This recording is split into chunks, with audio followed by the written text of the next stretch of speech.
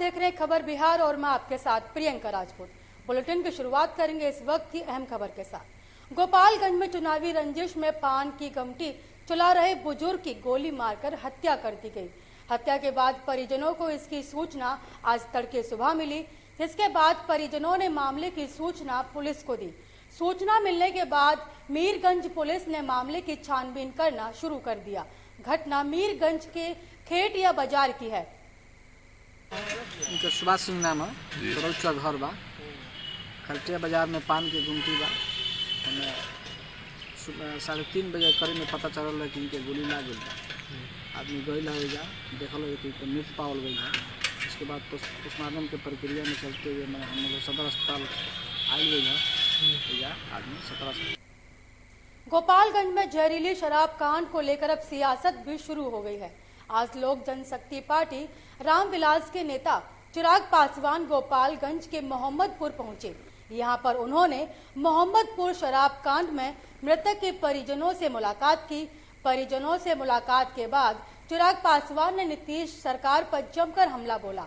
चिराग ने कहा कि जब बिहार में शराबबंदी है तब मोहम्मदपुर में और आसपास के गांव में शराब कैसे बिक रही थी।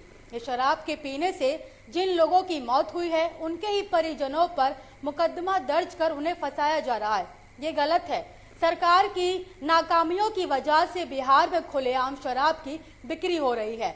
शराब की होम डिलीवरी होती है और इसके लिए नीतीश सरकार जिम्मेदार है।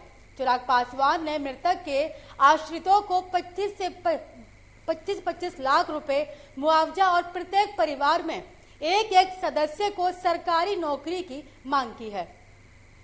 जब निधन हो जाता है, भाई मुख्यमंत्री नीतीश कुमार कहते हैं कि जो शराब पिया वही दोषी है।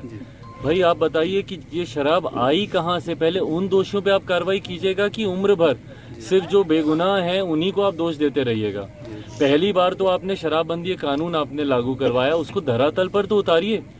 जिस तरीके से अवैध शराब की बिक्री हो रही है, जहरीली शराब यहाँ पर मिल रही है, घर पे होम डिलीवरी लोग बोलता है कि भाई अब तो शराब की होने लग गई है, तो इसकी रोकथाम करवाने की जिम्मेदारी मुख्यमंत्री नीतीश कुमार और उनके प्रशासन की है ना। आप जब तक कार्रवाई नहीं करेंगे, एक किसी ऐसे अधिकारी के ऊपर कार्रवाई नहीं हुई जिसकी लापरवाही की वजह से जहरीली शराब या अवैध शराब यहाँ पर मिल रही है, और उसके बाद आप दोषी करार दे देते हैं उन्हीं लोगों को जिनके यहाँ इस तरीके की घटना घटी है। भाई ये छोटे छोटे बच्चे हैं, एक कमाने वाला सदस्य, उनको देखने वाला कौन है? कौन इन बच्चों को आगे देखेगा? कौन इनके घर को देखेगा? बूढ़े लोग हैं, कोई तो जिम्मेदारी मुख्यमंत्री लेंगे। आगे की सर आपकी रणनीति क्या भाई है? हम लोग मांग करते हैं, लोक जनशक्ति पार्टी रामविलास, हम लोग मांग करते हैं कि कम से कम जो भी मृतक परिवार हैं उनको कम से कम 25 लाख रुपए का उनको मुआवजा मिलना चाहिए, और परिवार के एक सदस्य को कम से कम सरकारी नौकरी दें, क्योंकि ये सरकार की लापरवाही की वजह से इनकी जान गई है। अगर नहीं इस तरीके से जहरीली शराब मिल रही होती, अगर शराबबंदी कानून पूरी तरीके से लागू होता, तो आज उस परिवार का कमाने वाला सदस्य जीवित होता। तो परिवार के एक सदस्य को कम से कम सरकारी, इतना तो मुख्यमंत्री नीतीश कुमार कर सकते हैं। भाई आप प्रदेश के मुख्यमंत्री हैं। हाँ, अब अगर ऐसा है कि भाई गरीबों का आप देखना नहीं चाहते। होलसेलर किराना दुकान में आग लगने से 15 लाख का सामान जलकर राख हो गया।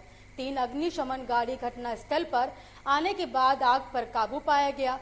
पक्की दीवार तोड़कर आग को बुझाया गया।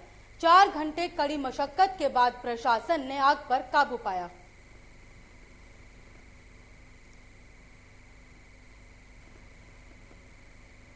मधुबनी में एक युवक की मौत होने की खबर सामने आई है। मिली जानकारी के अनुसार मृतक की पहचान 45 वर्षीय संजय कुमार ठाकुर के रूप में की गई, जो बीती रात छठ घाट पर गया था। लोगों का अनुमान है कि वह शौच के लिए निकला हुआ था, जहां कमला नहर के फाटक के पास नदी में डूबने के कारण उसकी मौत हो गई, ऐसा ग्रामीणों ने आशंका जताई है। घटना की सूचना मिलते ही हरलाखी थाना पुलिस मौके पर पहुंचकर शव को अपने कब्जे में लेकर पोस्टमार्टम के लिए मधुबनी भेज दिया है। वो लैट्रिन के तरफ गया था, लैट्रिन करने के लिए। वहाँ से वो जब पानी छूने के लिए गया ना, तो नहर के किनारे में वो गिर गया। हम लोग देखे नहीं, लेकिन हम अनुमानित करते हैं कि जैसा वो पेंट खुला था उसका, तो वो वहाँ से दह करके आ गया फाटक के पास। आगे हुआ पानी, रात में आया पानी हो सवेरे, तो वहाँ जा कर के हम लोग को सवेरे देखा, ऊपर फेंक दिया था लगने के बाद आदमी लोग जानकारी लिया उसको कौन है नहीं है। बाद में उसको जानकारी लेने के बाद उसको पता चला कि संजय कुमार ठाकुर है। तभी हम लोग का पता लगा, तब यहाँ से फिर आदमी लोग। सहरसा में जमीन विवाद के बाद अब एक नया मामला सामने आया है, जहां दो पक्षों में जमकर मारपीट हो गई। इसमें एक पक्ष के मोहम्मद मुमताज के तरफ से 2 मंजिला और पुरुष गंभीर रूप से जख्मी हुए हैं।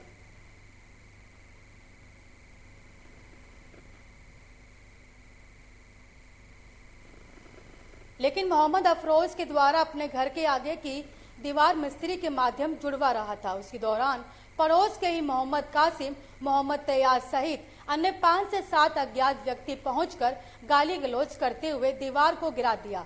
वहीं घायल अवस्था में सभी लोगों को सदर अस्पताल में भर्ती कराया गया है, जहां सभी की स्थिति नाजुक बताई जा रही है। पंचायत के द्वारा सब कुछ हो गया, फैसला हो गया है, रास्ता उन लोगों को हम दे दिए। हम अपना दीवार घर तैयार कर रहे, दीवार जोड़ाए आया तैयार, लाठी रड ले हुए थे, पूरा दीवार के मेरा तोड़ दिया। कासिम सिंह फैयाज था, 10-12 आदमी था और कितना लोग था हम लोग नहीं छीने। हम लोग खाना टाइम था, हम खाना खा रहे थे, जब दीवार गिराया मिस्त्री सब बोला कि आपको दीवार गिरा दे, दौड़ के गए। जैसे हम 4 आदमी है, एक मुमताज रड से मारा, मुमताज बेहोश हो गया, उसका सर फूट गया। शाहिद है, उसको मारा, तलवार निकाल लिया, तो ईटा से मारा, उसका भी सर फूट गया। तरन्नुम खातून के भी ईटा मारा, तहियाद उसका भी सर फूटा। तब असुम खातून के 3-4 ईटा मतलब बेहोश हो गई। कौन सब मारा था वो? तहियाद। समस्तीपुर में सफाई कर्मी के पीड़ित परिवार से मिलकर न्याय दिलाने का भरोसा दिया गया। जाप के राष्ट्रीय अध्यक्ष पप्पू यादव ने स्थानीय प्रशासन से लेकर सरकार तक निशाना साधा। वहीं पीड़ित परिवार के लोगों को न्याय दिलाने के लिए आवश्यक मदद करने की बात भी कही।